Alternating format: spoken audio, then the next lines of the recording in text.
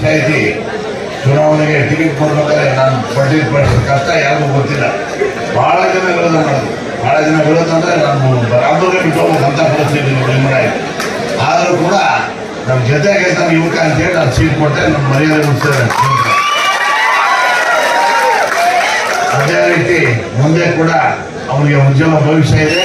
ನಾನು ಜಾಸ್ತಿ ಮಾತಾಡೋಕೆ ಹೋಗಲ್ಲ. ಅವ್ರು ತಮ್ಮ ಶುಭಾಶಯ ಹೇಳಿ ವೇದಿಕೆ ಮೇಲೆ ಕುಂತಿರ್ತಕ್ಕಂಥ ಎಲ್ಲ ನಾಯಕರುಗಳೇ ಮತ್ತು ಎಲ್ಲ ಇದ್ದಿರ್ತಕ್ಕ ನನ್ನ ತಮ್ಮದ್ರೆ ಅದನ್ನು ತಾವೆಲ್ಲ ಆಶೀರ್ವಾದ ಮಾಡಿ ಮುಂದೆ ಅದನ್ನು ಉಜ್ವಲ ಭವಿಷ್ಯ ರೂಪಿಸ್ಕೊಂಡು ತಾವೆಲ್ಲ ಪ್ರಯತ್ನ ಮಾಡಬೇಕು. ನಮ್ಮ ಆಶೀರ್ವಾದ ಇದ್ದೇ ಇರುತ್ತೆ ಅಂತ ಹೇಳಿ ಎಲ್ಲ ಖುಷಿ. ನಮಸ್ಕಾರ. ಸತತವಾಗಿ 3 ಸಲ ಆರಿಸಿಕೊಂಡಂತಂದ್ರೆ ಜನಪ್ರಿಯ ಜಯರಾಜ್ ಅವರು ಮುಂದಿರುವಂತಹ ಜಗದೊಳಗೆ ಇನ್ನೂ ರಾಜಕೀಯದೊಳಗೆ ಅತ್ಯುನ್ನತವಾಗಿ ಬೆಳೆಯಲಿ. ಅಶೋಕಣ್ಣ ಪಟ್ಟಣವರ ಆಶೀರ್ವಾದ ಅವ್ರ ಮೇಲೆ ಸದಾ ಇರ್ತೈತಿ.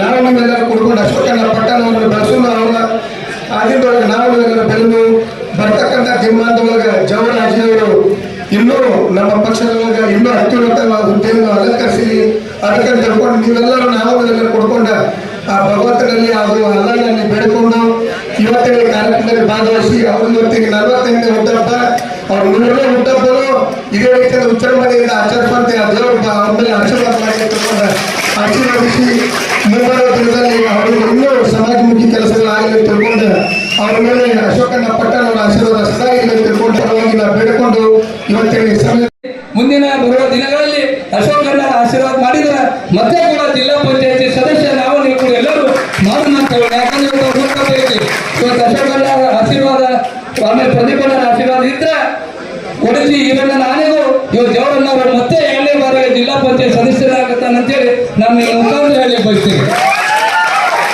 ಮತ್ತೆ ನಮ್ಮೊಂದು ಸ್ಫೂರ್ತಿದಾಯಕ ಏನಂದ್ರೆ ನಾವು ಸಂಘಟನೆ ನಮ್ಮ ಟೀಮ್ ಇಲ್ಲ, ನಾವು ಎಲ್ಲೇ ಕೆಲಸ ಮಾಡಲಿ ಇವತ್ತು ಅಶೋಕಣ್ಣನ ಸಲುವಾಗಿ ನಮ್ಮ ಪ್ರಾಣ ಹೋಗಲಿಕ್ಕೆ ನಾವು ಮುಂದೆ ಹೋಗೋಣ ಅಂತ ನಮಗೆ ಧೈರ್ಯ ಶೈರ್ಯ ತುಂಬುವಂತ ನಾವು ಹೇಳ್ತೀವಿ ಅಂದ್ರೆ ಜವರಣ್ಣ ಹಜೆ ಅವರು ಏನೇ ಇದೆ ಹೋರಾಟ. ಇವತ್ತು ನಮ್ಮ ಮಹಿಳೆಯರೆಲ್ಲ ಕುಂತಾರ, ಬಹಳಷ್ಟು ಹೋರಾಟ ಇದ್ರು ಕೂಡ ಏನ್ ಬೇಕಾದ್ರೆ ನಾವು ನೋಡೋಣ ಅಶೋಕಣ್ಣ ಪರವಾಗಿ ಏನಾಗಲಿಲ್ಲ ನಾವೆಲ್ಲರೂ ಇರುವಂತ ಧೈರ್ಯವನ್ನು ತುಂಬ್ತಾರ.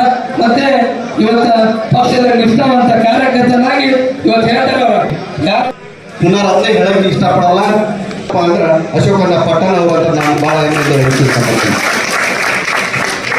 ನಾನು ಕೊಟ್ಟ 2005ರಲ್ಲಿ ಗ್ರಾಮ ಪಂಚಾಯತಿ ಅಧ್ಯಕ್ಷನಾಗಬೇಕಾದ್ರೆ ಬೆಂಗಳೂರಿನಲ್ಲಿದ್ದರು. ನಾನು ಫೋನ್ ಹಚ್ಚಿದ್ರು, ಏನಪ್ಪ ಗ್ರಾಮ ಪಂಚಾಯತಿ ಅಧ್ಯಕ್ಷನಾಗಕ್ಕೆ ನೀನು ಓಡಾಡಕತ್ತೆ ಅಂತ ಹೇಳಿ. ಹೌದ್ರಿ ನಾನು ಅಂತ ಹೇಳಿ ನಾನು ಆಯ್ತಪ್ಪ, ನನ್ನ ಆಶೀರ್ವಾದ ನಿನ್ನ ಮೇಲೆ ಇದೆ, ಒಳ್ಳೆಯ ಕಾರ್ಯವನ್ನು ಮಾಡು, ನೀ ಅಧ್ಯಕ್ಷನಾದ್ರೆ ಜನರ ಸೇವೆ ಮಾಡು, ಜನರ ಹತ್ರ ಯಾವುದೇ ಲಂಚ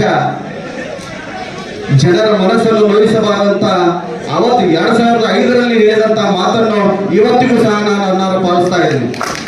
ತಮ್ಮ ಆಶೀರ್ವಾದ ಸದಾ ಇರಲಿ, ಯಾಕಂದ್ರೆ ತಮ್ಮ ಆಶೀರ್ವಾದ ಇದ್ದರೆ ನಾನು ಬೆಳಲಿಕ್ಕೆ ಸಾಧ್ಯ. ಇಷ್ಟೆಲ್ಲ ಜನರ ಅಭಿಮಾನ ಗಳಿಸಲಿಕ್ಕೆ ನೀವೇ ಕಾರಣೀಭೂತರಂತ ನಾನು ಈ ವೇದಿಕೆ ಮುಖಾಂತರ ಹೇಳಿಕ್ಕೆ ಇಷ್ಟಪಡ್ತೀನಿ. ನಾನು ಬಹಳಷ್ಟು ಮಾತಾಡ್ಬೋದಿತ್ತು, ಯಾಕಂದ್ರೆ ಸಮಯದ ಅಭಾವ. 10 ಗಂಟೆ ಆಗಿದೆ.